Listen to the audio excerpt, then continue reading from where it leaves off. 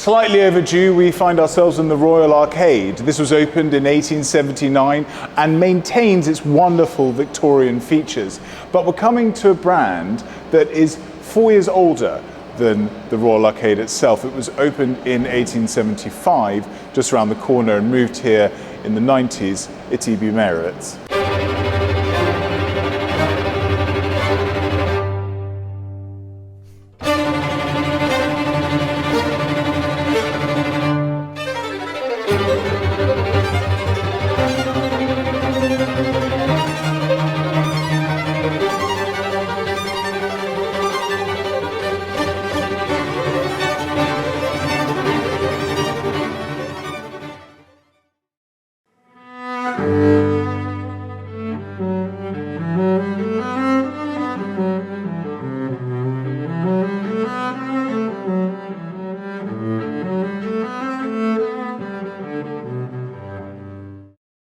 So the first thing that really put E.B. Meyrowitz on the map was their Luxor goggles that were created in the early 20th century. Anyone who's a keen reader of the Rake will have seen that there was a great article on the land speed world record hunters, and a lot of them would be wearing goggles, and they wore these Luxor goggles. So everyone from Sir Malcolm Campbell, Sir Henry Seagrave, John Cobb, Amelia Earhart would wear it when she went on her solo flights, and of course the first person to ever win the Le Mans 24 Hours, André Lagage, he wore them as well. So what E.B. Meyrowitz does, its USP, if you will, is it creates bespoke frames in spectacles, sunglasses, whatever you want and need. Downstairs here, and the lovely thing about Royal Arcade is everything is quite cramped. So nevertheless, they managed to downstairs have a proper optician so people can have their eyes tested. And then in here, in this room, is where you will be measured up to have a set of spectacles made for you. Now, a lot of you might be confused because you didn't know that that was a service that was on offer. You would know, of course, about tailoring and shoemaking, and therefore, when you really think about it, well, why not spectacles? And E.B. Meyrowitz are really the last of the British spectacle makers, and so this is where it all happens. And so this is ground zero for a very particular rarefied craft left in the United Kingdom. But the thing is that there's only so much I can say about it with any knowledge. Really, who we should be speaking to is the proprietor of this shop. So we're going to go upstairs and speak to Shiel Davison Lungley, who, frankly, there's no better person to take us through the process.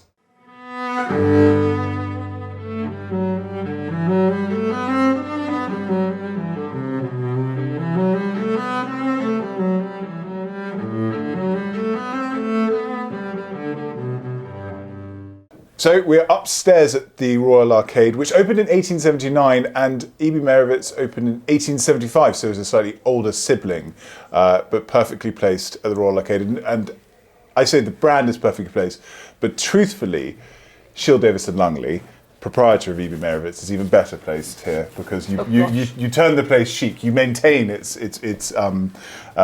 wonderful place as part of London's sort of luxury cultural heritage. And I'm so pleased to be here with you. We've known each other a very long time, and we were introduced by Nick. That's right. Yes, years ago. Yeah, and so downstairs I spoke a little bit about the brand's history and its great heritage in terms of sort of skiing, motorsports, etc. But let's talk about Meyrowitz today, because you are sort of chaperoning it through to this generation.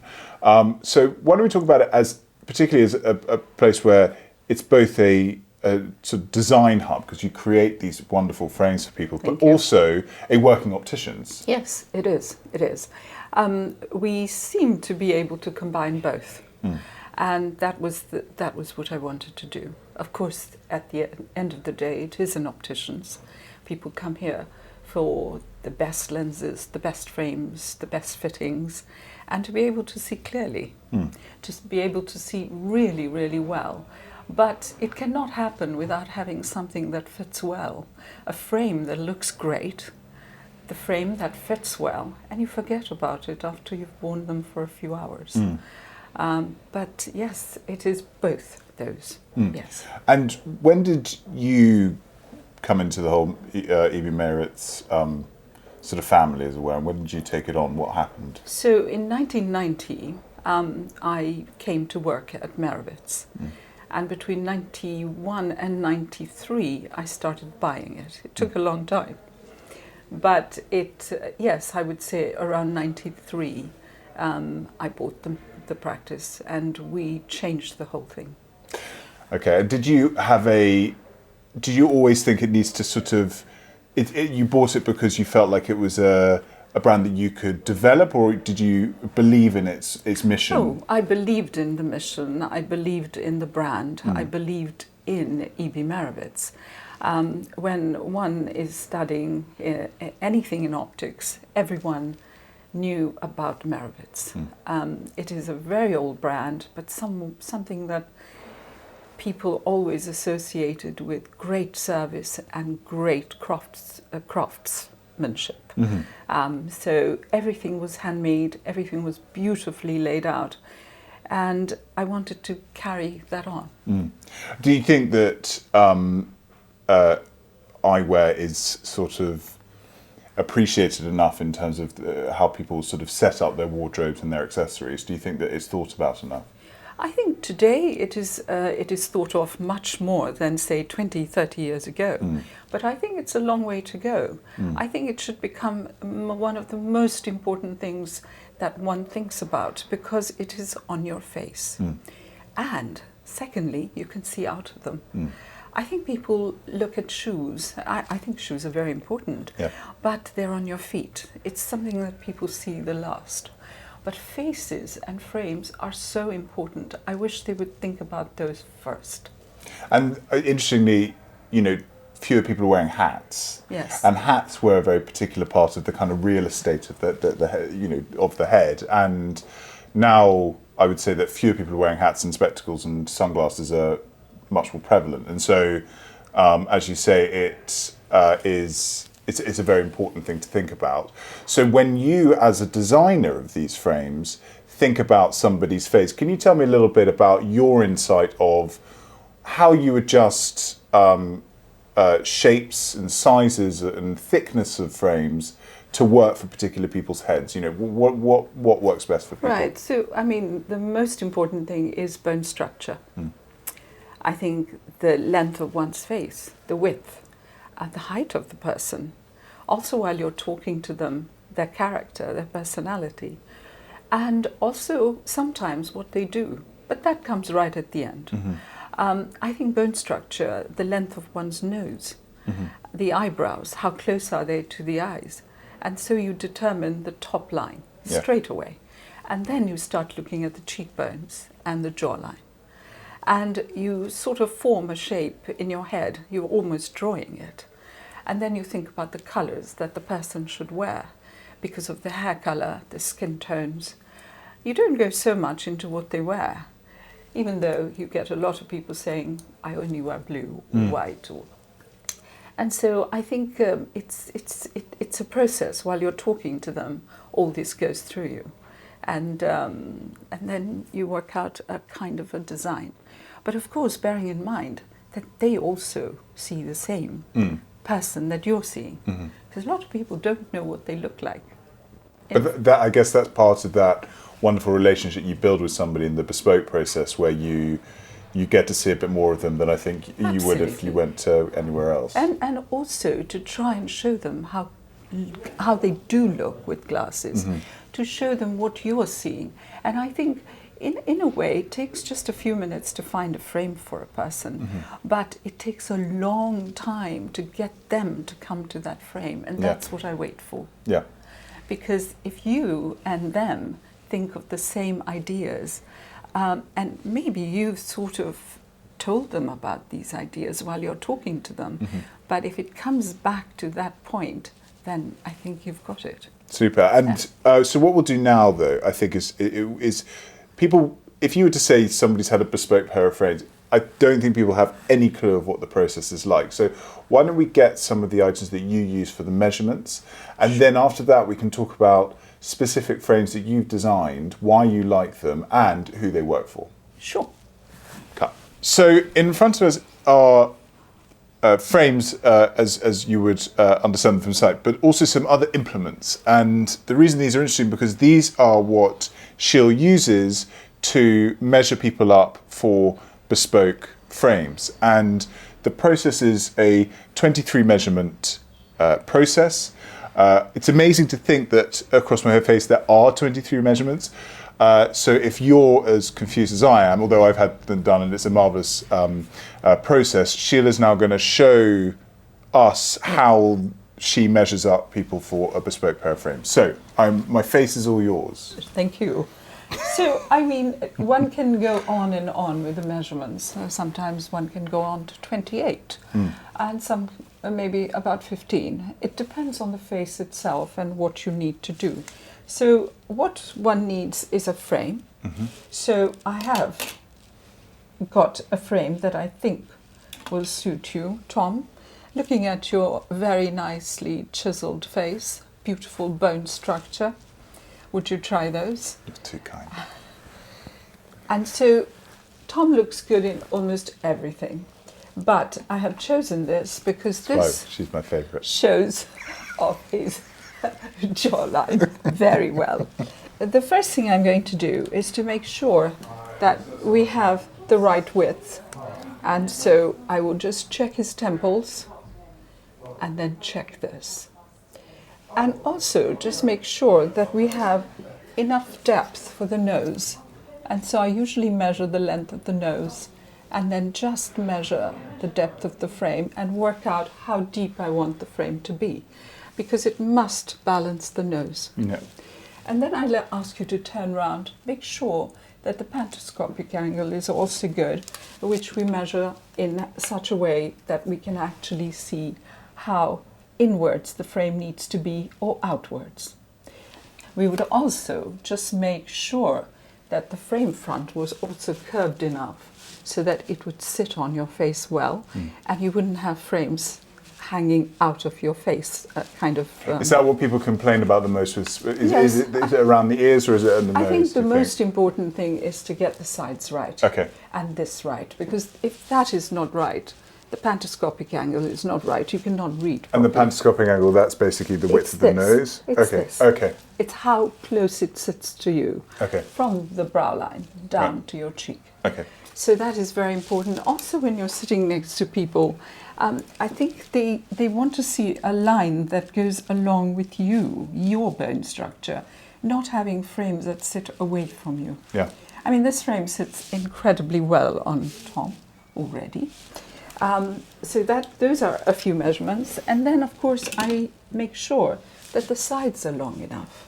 So I have this little device which I have made, like one makes in... Did you invent this one? Yes, I did. Oh, great. And so you know how long the sides are going to be. So is the heritage of tools when it comes to bespoke hardware, you know, obviously if you go into a tailor's or a shoemaker's, they have the kind of tools that Yes. they've sort of inherited and kept, but you have sort of allowed a sense of play. Yes, absolutely, to this. and I make my own as well, because Yeah. I know what I need. Okay. And these are what you would have to These take feel like a measurements. kind of an Yes. optician's tools, Yes. like a sort of, yeah. This, again, is one. That is one. There are many little ones that I also use for the nose pieces and things like that, for the bridge. And I would ask Tom to look that way. We would take a measurement for tip to tip. We would then take a measurement from head width. We would also, I usually go about 60 millimeters there where your head starts becoming a little bit wider. And I would take a measurement there. So that the craftsman now knows what that is, that is, that is, and that is. Okay. And he can curve the frame accordingly. Excellent. Okay. We would also just make sure that it is actually okay behind the ears. Do we need pads? Do we need extra cushioning? What's happening behind the bridge? Whether we need a little cave at the back here so that, you know, it Slots sits in properly. nicely, yeah. We already know that it's made marks on your nose, and so we know that the bridge needs to be wider. Okay. These are the kind of things. So that's why I sort of sit with them for a long time, having the frame on. And is there something that frames that don't fit well does to the sort of? I mean, because I know that if you wear frames that are too loose, it happens with sunglasses. I naturally tense to kind of keep them on, sort of, and I end up getting a headache. Sure. So is this part of the reason why it's important to have something that fits? Because Absolutely. ultimately it kind of just it's a relaxing thing. And also the materials that you use. Sometimes buffalo horn has a tendency of opening up slightly. You need to go and have them adjusted. Oh, interesting. Because it's how the memory of the material is. Okay. With acetate, it usually stays well. With tortoiseshell, it never moves. Yeah. It stays, and that's it. As Yeah. we take all the measurements, Yeah. we write it all out, handwritten, and then we redesign the frame that we're making. Yeah. And so, of course, a lot of drawings, hand drawings, computer drawings, a lot of drawings, and we then send them to him. There are times when we actually go and see him so that he understands where we want the barreling, where we want the joints to be fitted, how many pins we want. And so there are so many things one can do. And I'm always asked, why do I want a bespoke frame? Why can I not have a ready-to-wear? Yeah. Of course, we do ready-to-wear. But the difference between having a bespoke and a ready-to-wear is immense, it's huge. We take all these measurements not just for fun, we take them because we take those measurements and make that frame to your particular curves, your angles, your widths, your drops. Everything is made for you. And then at the end of the day, when people do try a ready-to-wear against a bespoke, that's when I say, try these two. Yeah. Of course, every time the bespoke frame comes up tops. Yes, I bet. And also we encourage them to tell us what they would like inscribed on the inside of their arm, on the sides. I should say Yes. for note that... And this is lovely, and now it's becoming a huge thing where people telling us, could you do this little verse?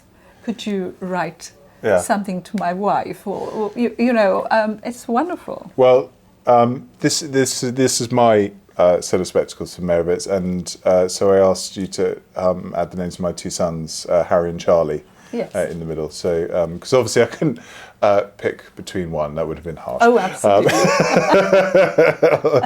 Or I actually couldn't pick only one. And so it's, it's, as you say, it's a lovely thing, and that level of personalisation, adds both practicality and sentimentality to it, because these are such personal things. Absolutely. And so it's not just a pair of glasses, they are your pairs of glasses. Mine. Yes. Right. So materials is obviously a really important part, just as with a pair of shoes or a suit. Frames it's just as important. And when you come somewhere like this, you will get, like with a fabric swatch, you will get a material swatch to go through and choose. You'll obviously give some guidance, because there's so many that it's actually quite difficult. So you'll hopefully narrow the playing field a bit and say what will work best. But tell me about the materials you use. So we use acetate, we use ethically sourced buffalo horn. We also have a little bit of tortoiseshell. Pre-74. We also cover frames with skins, so you can have exotic skins. It looks great. We also have some mammoth ivory. Yes, fossilised. Yes. Was it 30,000-year-old? Yes, absolutely, and they look amazing. I bet they do. Can you imagine? I mean, to be honest, when we first started working with them, it was very difficult, because it's a very hard material. But we found a way. Did you ever think, if somebody said, I mean, how did you know that would work as this sort of material? Is there precedence? Did you find a vintage pair of frames that they said that's where it's from, you're like, okay, that looks amazing, or did you just come across the material and think, actually, this would work? I think we're always looking for materials. We're always looking to see what we can do, which can excite us and, of course, our clients. Yeah. Because our clients are always looking for something unusual, yes, amazing. And so We were looking for colours, a good resistant kind of material, and we found some. And so we thought, no, we're going to crack it. We're going to be able to do this. And so we found a way to do it. We work with horn, and we managed to work with the fossilized ivory, and we sort of put one on top of the other. Fantastic. Yes. Gosh, what a story. And so, but I mean, what do you think is the kind of, they say your first suit should be a navy suit or a grey suit. So what should be the kind of, the gateway drug, as it were, for So I think that what I materials? said before was, when I look at a person and having them on board all the time and trying to work out what colours suit them best. It's a palette. There are only 3 or 4 colours that really work with someone every day, no matter what they wear. And it's to do with their hair colour, the skin tones, their eye colour. These are the basic colours they can wear. And when you then try them on, and the person you're trying them on says, yes, this looks great, that's where you then start heading off. So really browns, soft greys, brown mottles, beiges, those colours work very well. Navy blue, unless it's a really bright navy blue, works also very well. Yeah. So we, of course, have many people who go to work in suits. They enjoy wearing navy blues, greys, browns, tweed. And then we look at materials that we work with. So we have mottles, brown mottles with beige and amber. We have navy blues. The hues are sort of slightly see-throughs. We also have a colour that we like, a sort of a greeny blue, which is like the sea. That also looks incredibly good. And can I just ask about the length of time of the process? Because obviously, this is something that is made from scratch, so it will take time. But why don't you sort of go into a little bit about how long that process is and what the variables are of time? Right. So the minimum is 12 weeks, but really we should say it's 20 weeks. Because certain materials have to be prepared, especially the horn. Yeah. It takes a long time to make a mottled horn. And it's no good trying to make things quickly, because we do need time. 20 weeks approximately. Okay. I know, Tom, that you love round glasses. Yes, but they don't suit me. But they don't suit you. And I'll tell you why. Yes. So they don't suit me, and that's okay. They do not suit you. You can make them suit you by pretending that this is the only frame you will wear. Well, we do have people who say, I only like round. And I say, well, if you do, we'll make them suit you. Yeah. So perhaps I can redesign that frame for you. Make it slightly squatter, make it slightly more oval. But you then insist, I have to have it round. Now, why it doesn't suit you is because your orbits, or the area around the eyes and the eyebrows, are not rounded. Okay. They're not rounded. And also, a very old theory of mine is that if you don't have a wave in your hair, you can never wear round glasses. Is it? I don't know why. I seem Interesting. to find that works sometimes. Okay. But it's really to convince people. And also, it is my job to say, this won't quite work. Yeah. Maybe we can do this another time. And I think by that time, perhaps we can find a way to do rounded glasses. And so somebody who does have the waves in their hair, somebody with the round orbits, or maybe a fuller face or a thinner face, or is that who this works It's for? a bonier face. Right. Perhaps the eyebrows are a little bit higher than Yeah. the eyes. As I said, maybe a curl. Yeah. I think, yes, one can wear those. What I've noticed with the frames that I have is that they kind of taper down at the ends a little bit, and it kind of follows the line of my parting. Yes. Or the way that my hair sort of goes, which I think is that actually works quite well. Yes. So all these things kind of need to be taken into account when it comes to design. So the Meyrowitz, what the point is that it just, as I say, just like with tailoring, there's no difference. It's not just about having something that fits perfectly. It's also taking into account people's shape to flatter at the places that need to be flattered, and to, I guess, bring out that person's personality as best as possible. And you know, the thing that most people say to me is, I look better with glasses on. When I take them off, I don't like what I see. That's a good thing, right? Yes, because I think really people do sometimes need glasses to enhance their features. Yeah.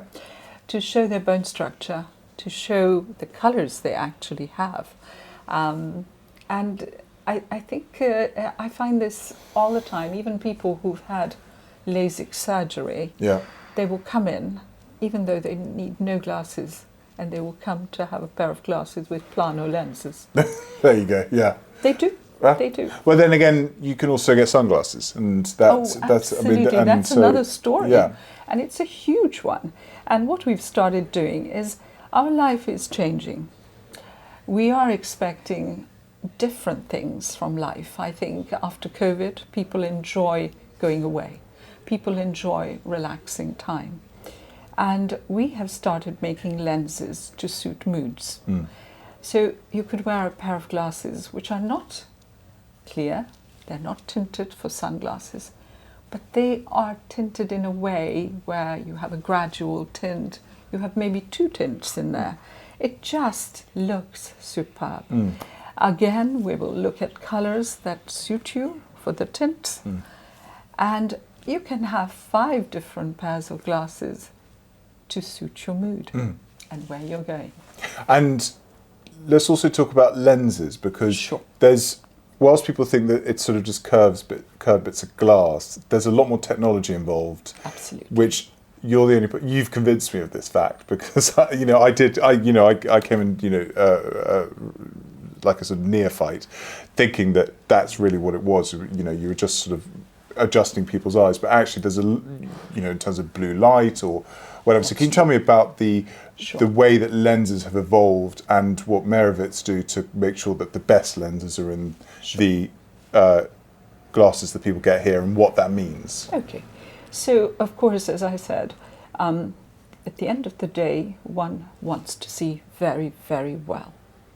And so we make sure that the lenses we choose for you, because you have no idea what I'm giving you, we choose the best lenses, the best front curve, the best back curve, the best thickness at the edges and in the center. And all this has to be worked out with a formula. Of course, these days we have a lot of help from people like Zeiss, Carl Zeiss, who we use. And we make individual lenses for you. So each lens is curved the way we want it to be curved. The size we also order, the thickness we order. And how we work those out with their help is also that we do not want any distortion on the edges. So you can wear the glasses and forget about having any kind of blurring. Then we also think about how to protect your eyes, because that is number one actually. How do we protect your eyes against diseases?